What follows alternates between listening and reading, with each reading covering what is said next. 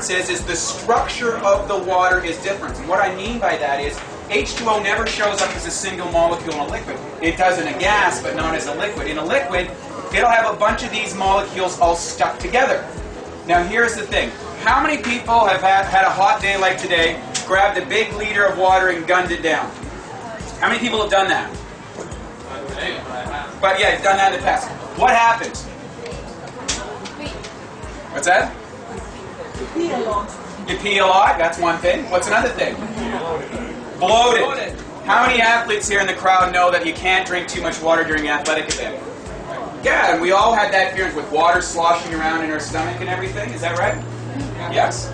Okay, the reason, does anyone know why that is?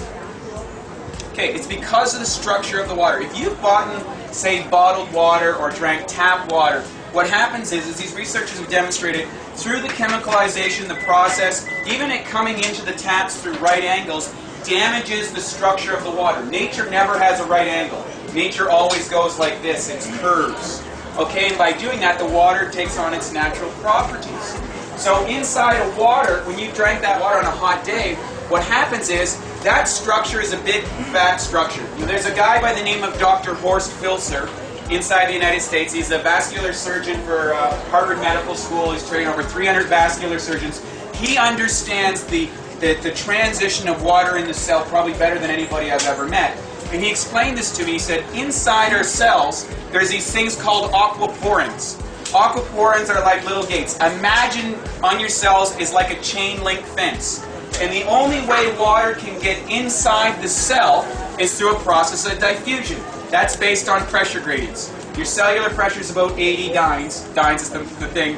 And water from a bottle or a tap is going to be somewhere from 90 to 130 dynes. So when you drank that water, it's the size of a tennis ball if your cell's a chain link fence. What happens when you throw a tennis ball at a chain link fence? It bounces back, exactly. It doesn't go inside the cell and hydrate it.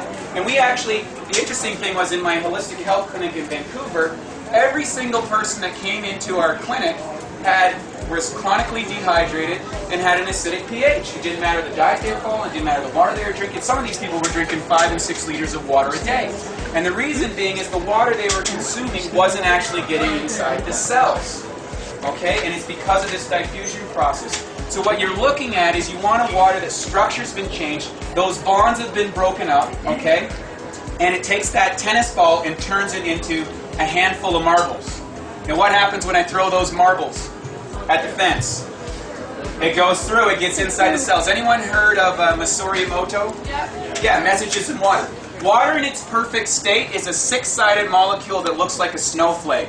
It has a very, very low pressure, okay? So there's only like 5 or 6 of these little bonds together. Remember we talked about H2O comes in bonds? And by doing that, it comes inside the cell and becomes a great delivery system from everything else that you're doing.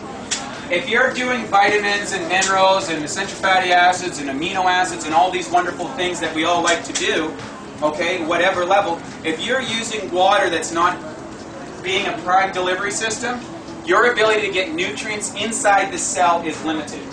Okay, and that's why the physician's desk reference guide, when you look at, say, B vitamins, right, if you look at B vitamins, they'll say you get absorbed somewhere between 3%, around 3 to 20% if it's really good.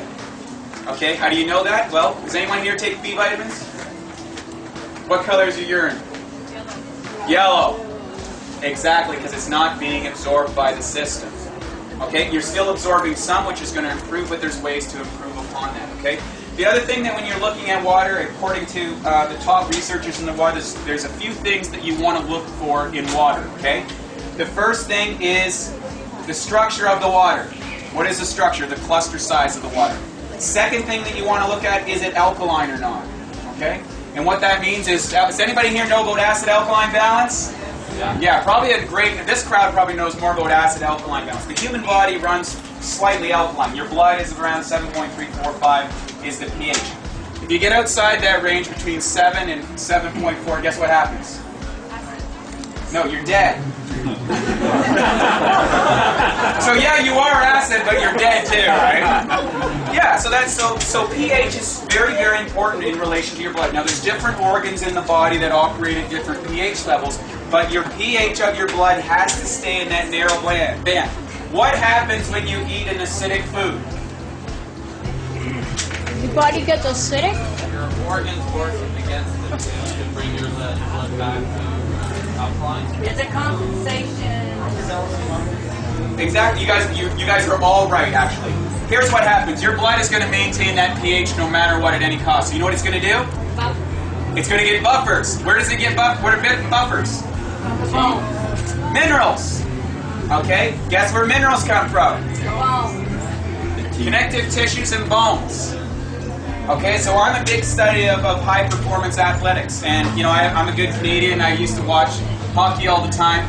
20 or 30 years ago, when we watched the top guys like Gretzky and Yzerman and all these guys that were my heroes, very seldom did you see one of the top 20 or 30 scorers injured. Does anybody remember those days? Very seldom were they injured.